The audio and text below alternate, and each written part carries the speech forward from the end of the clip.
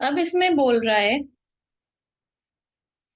आ, वहां उसके आगे कि कंडीशंस फॉर, तो हम लोग का नेक्स्ट सेक्शन कौन सा है इसमें? हम लोग इसमें पढ़ रहे थे कि अगर एक बार हम लोगों को रजिस्ट्रेशन मिल जाता है तो वो 5 इयर्स तक ही वैलिड रहता है। अब conditions for granting certificate of registration बोल रहा है कि क्या कंडीशन है, जो बोला था कुछ कंडीशंस तो होगा, सबको तो नहीं मिल जाएगा ये सर्टिफिकेट। तो कंडीशन क्या है, किसको मिलेगा ये registration? A person making an application for registration is not fictitious और बेनामी। वो कोई नकली आदमी नहीं होना चाहिए। फिक्टिशियस मतलब काल्पनिक आदमी, और बेनामी लीगल वर्ड है। तो वो आदमी बेनामी नहीं होना चाहिए, मतलब फिक्टिशियस नहीं होना चाहिए। वो एक ओरिजिनल आदमी होना चाहिए, एग्जिस्ट करना चाहिए। मिस्टर ए कोई है ही नहीं, हम मिस्टर ए के नाम पे एप्लीकेशन फाइल कर दिए, वैसा नहीं होना चाहिए। हैज नॉट बीन प्रोसिक्यूटेड और convicted for indulging in activities of converting one religious faith to another. उसका ऐसा नहीं होना चाहिए कि वो कन्वर्टेड आदमी है, मतलब एक रिलीजियन से one religious faith to another. मतलब ऐसा नहीं होना चाहिए कि वो कन्विक्टेड है, मतलब वो किसी चीज से उसको मना हुआ है, मतलब वो कन्वर्टेड आदमी है। वो पहले हिंदू था, आज वो मुस्लिम है, या पहले वो मुस्लिम था अब वो हिंदू है, या वो क्रिश्चियन हो गया है। वो कन्वर्टेड रिलीजियस फेथ को कन्वर्टेड आदमी नहीं होना चाहिए। फिर मतलब कोई कन्वर्टेड आदमी ये सर्टिफिकेट के लिए अप्लाई नहीं कर सकता है, क्योंकि ये क्वेश्चन उठ सकता है ना कि हम कन्वर्ट होकर कुछ करना चाहते हैं, इसलिए हम फॉरेन कंट्रीब्यूशन का सर्टिफिकेट मांग रहे हैं। मतलब हम पहले हिंदू थे, अब हम मुस्लिम हो रहे हैं, या मुस्लिम थे अब हिंदू हो रहे हैं, और मेरा कोई प्लान है, हम कुछ करना चाहते हैं, इसलिए कन्वर्टेड आदमी को ये सर्टिफिकेट नहीं मिलता है। हैज नॉट बीन प्रोसिक्यूटेड और convicted for creating communal tension और डिसहार्मनी इन द कंट्री। उसका कोई ऐसा रीजन नहीं होना चाहिए, मतलब कि वो कंट्री में कुछ टेंशन या मतलब हार्मनी खराब करना चाहता है, ऐसा चीज में वो कभी कन्विक्टेड नहीं रहना चाहिए। मतलब ऐसा उसका कुछ हिस्ट्री नहीं रहना चाहिए कि वो ऐसा कुछ करने वाला है। Has not been found guilty for misutilisation of fund. ऐसा नहीं होना चाहिए कि पास्ट में वो कोई मिस यूटिलाइजेशन, मतलब एक बार और फंड, कोई पैसे के मिस यूटिलाइजेशन में फंसा हुआ आदमी है, अब वो अप्लाई कर रहा है। मतलब ऐसा जो लिस्ट दिया है, लिखा है, ऐसा सब आदमी अप्लाई नहीं कर सकता। जो बेनामी हो, मतलब फिक्टिशियस हो, कन्वर्टेड हो। ऐसा नहीं होना चाहिए कि पास्ट में देखा गया है वो टेंशन या डिसहार्मनी क्रिएट किया है एक बार कंट्री में।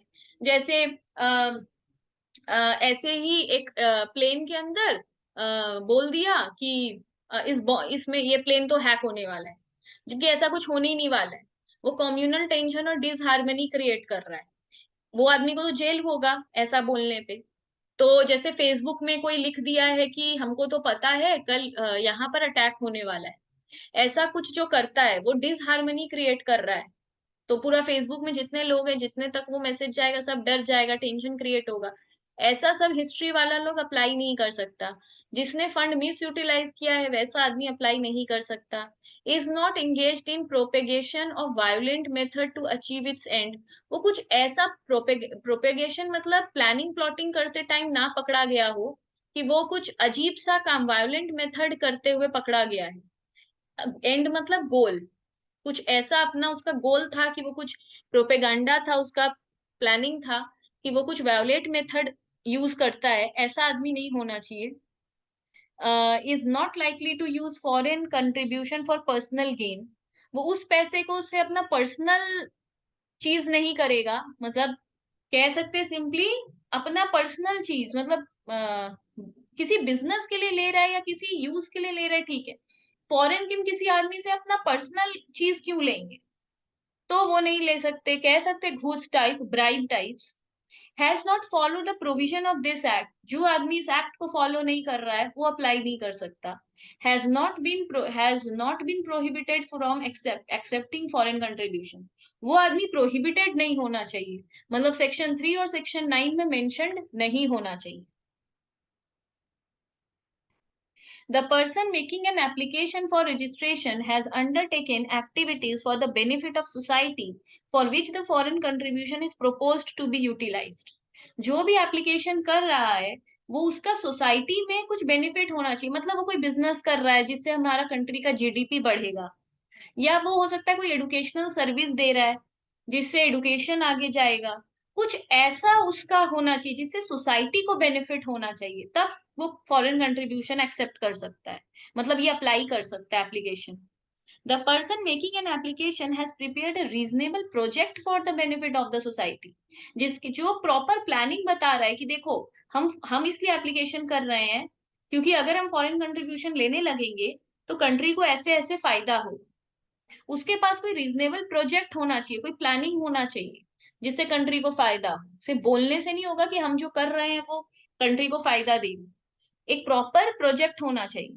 In case the person being individual or company has neither been convicted under any law, convicted मतलब पकड़ा जाना, लॉ में गुनेगार होना, मतलब लॉ की नजर में वो गलत होना, तो वही इंडिविजुअल या कंपनी अप्लाई कर सकता है जो कन्विक्टेड भी नहीं था, nor any prosecution for any offence pending against him, जिसके ऊपर केस चल रहा है वो भी नहीं होना चाहिए। मतलब वो गुनेगार था, कन्विक्टेड था, वो आदमी भी नहीं होना चाहिए, और अभी वो गलत प्रूफ नहीं हुआ है पर उसके ऊपर केस चल रहा है, वैसा आदमी भी नहीं होना चाहिए। The acceptance of foreign contribution by the person should not be against, ये सबके अगेंस्ट नहीं होना चाहिए वो आदमी। Sovereignty, integrity of India, security, strategic, scientific और economic interest of the state, public interest, freedom of election, friendly relation with any foreign state, harmony between religious, racial, ये सारे चीज के अगेंस्ट नहीं होना चाहिए वो। ऐसा आदमी नहीं होना चाहिए जो रिलीजियस या रेशियल या सोशल चीजों को लेके अगेंस्ट है। Acceptance of foreign contribution shall not lead to incitement of an offence, ऐसा नहीं होना चाहिए कि हम फॉरेन कंट्रीब्यूशन लेके कोई ऑफेंस करने वाले। इंसाइटमेंट मतलब एग्जाम्पल, कुछ इंसाइट करना, बताना। तो लीड टू ऐसा कुछ वो ना कर रहा हो जिससे ऑफेंस करने वाला है वो। Shall not endanger the life और physical safety of any person, वो उस फॉरेन कंट्रीब्यूशन को एक्सेप्ट करके किसी के लाइफ को खतरा पहुंचाएगा, ऐसा आदमी भी नहीं होना चाहिए। सेक्शन 13 में लिखा है सस्पेंशन ऑफ सर्टिफिकेट, कब गवर्नमेंट मतलब सेंट्रल गवर्नमेंट मेरा सर्टिफिकेट को सस्पेंड कर देगा, दे तो दिया था पर कब वो सर्टिफिकेट को हटा सकता है, रिमूव कर सकता है, सस्पेंड कर सकता है। Central government shall have the power to suspend the certificate of registration, central government के पास देने का पावर है तो लेने का भी power. Maximum period of suspension is 180 days, एक बार अगर वो सस्पेंड किया तो 180 डेज तक सस्पेंडेड रहेगा, मतलब 6 महीने तक। एक बार अगर सस्पेंड हुआ तो 180 डेज तक सस्पेंडेड रहेगा। Every person whose certificate has been suspended shall not receive any foreign contribution during the period of suspension of certificate. जिस पर्सन का सर्टिफिकेट सस्पेंड होगा वो सस्पेंडेड पीरियड में कोई फॉरेन कंट्रीब्यूशन एक्सेप्ट नहीं कर सकता। Foreign contribution already received shall be utilised with the approval of central government, और जिसका अप्रूवल मतलब सर्टिफिकेट सस्पेंड हो गया है वो ले तो नहीं सकता, और पहले से जो लिया हुआ अमाउंट है उसको यूज करने के लिए भी उसको अप्रूवल लगेगा सेंट्रल गवर्नमेंट। सेक्शन 14 में है कैंसिलेशन ऑफ सर्टिफिकेट, हम खुद कैंसिल कर रहे हैं, मेरे को नहीं चाहिए अब सर्टिफिकेट। सस्पेंड होता है गवर्नमेंट मेरे से ले लिया, कैंसिलेशन होता है हम कैंसिल कर दिए, हमको नहीं चाहिए कोई सर्टिफिकेट। तो सर्टिफिकेट में बी कैंसिल्ड इफ, हम कब कैंसिल कर सकते हैं, the holder had made any statement which was false or incorrect at the time of making the application। अगर हम एप्लीकेशन करते टाइम कुछ गलत लिख दिए, कैंसिल एक्चुअली सेंट्रल गवर्नमेंट भी करता है, ऐसा नहीं है हम ही करते हैं, पर सस्पेंड का मतलब होता है मेरे को दे दिया था और फिर हम उसको मेरे से ले लिया गवर्नमेंट। कैंसिल होता है मेरे को दिया ही नहीं। जो रिफ्यूज करता है, रिफ्यूज कब कब कर देगा, रिफ्यूज तब कर देगा जब हम कुछ ऐसा स्टेटमेंट दिए हैं जो इनकरेक्ट है एप्लीकेशन में, या फिर हम कोई टर्म्स और कंडीशंस को वायोलेट किए, तोड़े हैं। If central government thinks it is necessary to cancel the certificate in the public interest, अगर सोशल वेलफेयर पर्पज से लगता है गवर्नमेंट को कुछ पब्लिक इंटरेस्ट हार्म हो रहा है तो वो हमारा सर्टिफिकेट कैंसिल कर देता है। The holder has violated the provision of the act, इस होल्डर ने इस एक्ट का कोई प्रोविजन वायोलेट किया है, तोड़ा है. The holder of the certificate has not engaged in any activity in its chosen field for the benefit of the society for 2 consecutive years. मतलब वो बोला था कि वो ये काम करेगा, जब एप्लीकेशन किया था तब वो दिखाया था कि हम ये काम करेंगे. जैसे सोचो वो बोला था वो एनजीओ का काम करेगा, शुरू में तो वो एनजीओ का काम किया, पर 2 साल तक वो एनजीओ का कोई काम नहीं किया, पर फॉरेन कंट्रीब्यूशन लेते जा रहा है. तो वो तो बोला था एनजीओ चलाने के लिए हम फॉरेन कंट्रीब्यूशन ले रहे हैं, पर एनजीओ तो वो 2 साल से चला ही नहीं रहा है. तो अगर लगातार 2 साल तक कोई वो एक्टिविटी ना करे जो वो एक्टिविटी बोला था, तो उसका सर्टिफिकेट कैंसिल हो जाएगा. अपॉर्चुनिटी ऑफ बीइंग, अच्छा जब भी कैंसिल होगा उसके पहले जिसका कैंसिल हो रहा है होल्डर को सुना जाएगा, बोलने का मौका दिया जाए.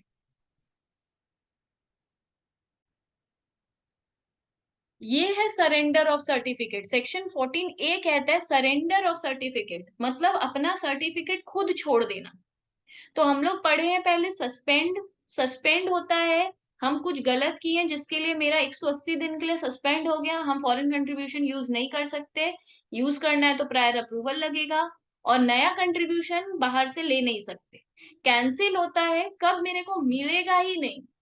सरेंडर होता है सेंट्रल गवर्नमेंट में allow any person to surrender their certificate of registration. Central government बोलता है अगर तुमको आगे ये सर्टिफिकेट नहीं चाहिए तो तुम खुद ही सरेंडर कर दो, छोड़ दो. For surrendering certificate application should be made to CG. अगर हमको छोड़ना है सर्टिफिकेट तो वो भी हमको सेंट्रल गवर्नमेंट को एप्लीकेशन करके बताना होगा कि मेरा कैंसिल कर दो, आप मुझे नहीं चाहिए. Central government may allow surrender if it satisfied the provision of the act has not been contravened. मतलब ऐसा नहीं है कि हम कुछ गलत सलत काम कर लिए अब आके अपना एप्लीकेशन सरेंडर कर दे रहे हैं, वैसे नहीं कर सकते. पहले सेंट्रल गवर्नमेंट चेक करेगा कि हम कोई एक्ट को ब्रेक तो नहीं किए हैं, कुछ कॉन्ट्रावीन करके कुछ गड़बड़ करके तो नहीं आए. अगर सेंट्रल गवर्नमेंट सेटिस्फाई हो जाएगा कि हम कुछ भी ब्रेक नहीं किए, कुछ वायोलेट नहीं किए, ऐसे ही आके सरेंडर कर रहे हैं, तो वो चीज वो चेक करेगा. Section 12A, power of central government to require Aadhaar number etcetera as identification document. Central government के पास पूरा पावर है कि वो हमारा आधार कार्ड या कोई भी आइडेंटिफिकेशन डॉक्यूमेंट हमसे मांग कर वो देख सकता है. तो central government may require that any person who makes an application for obtaining registration or renewal of registration to submit Aadhaar card of all their office bearers as identification document. मतलब इसके लिए 12A में लिखा है government हमारा कोई भी आधार card या कोई भी आइडेंटिटी डॉक्यूमेंट हमसे मांग सकता है. सेक्शन 16 में रिन्यूअल है, 5 साल तक ही एक सर्टिफिकेट वैलिड रहता है, 5 साल के बाद तो वो खराब हो जाएगा, एक्सपायर हो जाएगा, तो हमें उसे रिन्यू करना पड़ेगा. Every person who has been granted a certificate can renew such certificate. जिस आदमी को भी ग्रांट हुआ है वो सर्टिफिकेट, उसको रिन्यू तो करना ही पड़ेगा 5 साल के बाद. Within 6 months before the expiry of the period of the certificate. Certificate expire होने के 6 महीना पहले अप्लाई करना होगा. ये नहीं कि अब एक्सपायर हो गया अब हम अप्लाई कर रहे हैं, नहीं. एक्सपायर होने के 6 महीना पहले मतलब 4.5 साल के बाद ही अप्लाई कर देना होगा. Application for renewal should be made to CG. Renew के लिए भी जो हम एप्लीकेशन फाइल करेंगे वो भी हम सीजी को ही देंगे. CG on receipt of application, again हो सकता है वो रिन्यू कर दे, हो सकता है वो रिजेक्ट कर दे. अगर वो रिन्यू करेगा तो अगेन 90 डेज के अंदर कर देगा, रिन्यू करने के बाद फिर 5 साल तक वैलिड रहेगा, जो ऊपर लिखा था सेम चीज. सेक्शन 18 कहता है इंटीमेशन. इंटीमेशन मतलब इन्फॉर्म करना. Every person who has been granted a certificate shall notify central government. जिसको सर्टिफिकेट मिल गया है उसको बताना पड़ेगा गवर्नमेंट को कि वो कितना अमाउंट रिसीव करता है, सोर्स क्या है, कहाँ से वो पैसा लाता है. ये नहीं कि वो फॉरेन कंट्रीब्यूशन का सर्टिफिकेट ले लिया, अब उसको जिससे मन करता है जितना मन करता है जब मन करता है वो पैसा लेते रहता है, ऐसे नहीं कर सकते. उसको सेंट्रल गवर्नमेंट को बताना पड़ेगा वो कितना अमाउंट रिसीव करता है, सोर्स क्या है, मतलब कहाँ से लेता है वो ये पैसा. How foreign contribution was received, कैसे रिसीव करता है, पर्पस क्या है, क्या करता है फिर वो इस पैसे का, पूरा डिटेल इंटीमेट करना पड़ेगा सेंट्रल गवर्नमेंट को। Section 20, order for audit of accounts, जो भी फॉरेन कंट्रीब्यूशन लेता है उसको सेक्शन 20 के तहत ऑडिट कराना पड़ेगा अपने अकाउंट्स को। When any person who has been granted a certificate fails to give any intimation, then central government may order audit of accounts. Intimation तो उसको देना होगा, कहाँ से लाता है, किससे लाता है, कितना लाता है, क्या करता है। अगर वो ये सब गवर्नमेंट को नहीं बताया तो गवर्नमेंट के पास ये पावर है कि वो उसके अकाउंट्स को ऑडिट करवा देगा, मतलब पूरा चेक करवा देगा। Audit shall be done by gazetted officer holding a group A post under central government. मतलब ये काम कौन करता है, गैजेटेड ऑफिसर करता है जो ग्रुप ए पोस्ट होल्ड करता है। सेक्शन 21 क्या है, intimation bye candidate for election.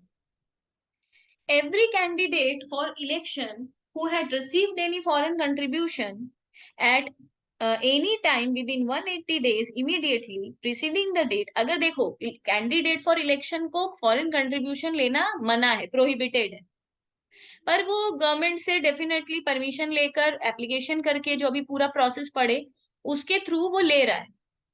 तो at any time with in 180 days, वो कभी देखो इलेक्शन के 180 डेज तक ही वो ले सकता है। तो और वो जैसे ही ले रहा है 180 डेज में, immediately preceding the date on which he is duly nominated as such candidate shall give an intimation. जैसे सोचो कैंडिडेट फॉर इलेक्शन को फॉरेन कंट्रीब्यूशन लेना मना है। अब सोचो जैसे सोचो हम अभी कोई भी इलेक्शन में खड़े नहीं है, अभी हम एक नॉर्मल लेमैन है, आम आदमी है, हम फॉरेन कंट्रीब्यूशन लेते थे।